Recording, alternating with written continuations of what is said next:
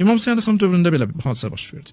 Din elə bir vəziyyətə qaldı və o qədər bidətlər baş verdi ki, və o qədər bidətlər gücləndi ki, artıq İmam Hüseyin əleyhissalamın qiyam etməkdən başqa heç bir çıxış yolu qalmır.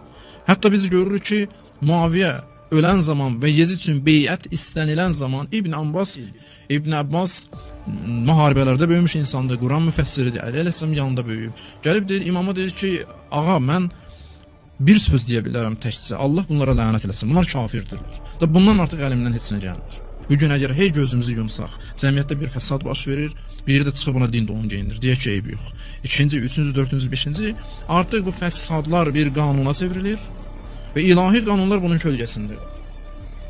Qısa deyim, ona görə İmam Hüseyin əleyhissalam qiyam etdi ki, artıq insanlıq bidət girdabında boğulurdu və İmam əleyhissalamın qiyam etməkdən başqa heç bir çıxış yolu qalmadı.